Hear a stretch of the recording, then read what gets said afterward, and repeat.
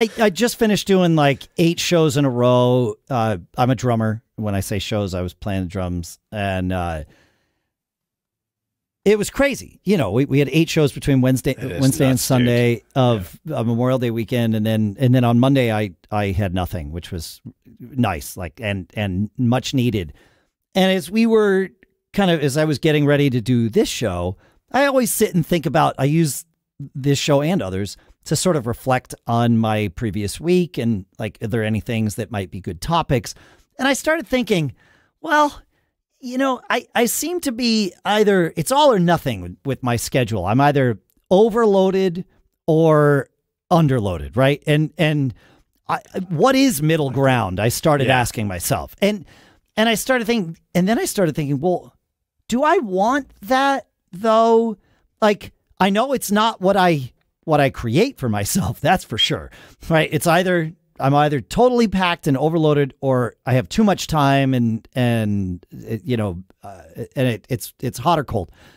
And I started thinking, well, maybe that's best though, because if I had the same sort of consistent load on my schedule all the time, I think I might get bored. Yeah. This is where this idea of, I called it balancing chaos. You called it balance and chaos, which I liked better. This is where, when you mentioned that, I made the comment, you know, when I'm in the midst of one, I yearn for the other. Yes. Right. And so that may be a natural correction, in the sense that, like many people, I enjoy the routine, but when I get too much of the routine, I get in a rut. And if you haven't listened to the show before, I always say a rut is just a grave with 2 ends kicked out of it. And so you need to change things up. And so then I like to turn on the chaos nozzle and take on something new, or experiment, or, take a risk, or do something that I'm not sure about. It makes me nervous. It might embarrass me. And just think of you could do if you never got embarrassed. That's another topic. But anyway.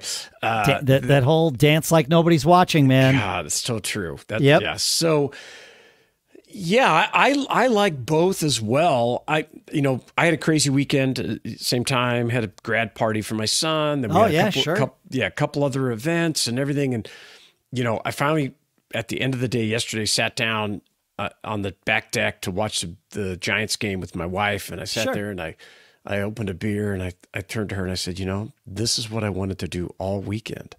But it wasn't like I didn't have a good time doing those other things. Right.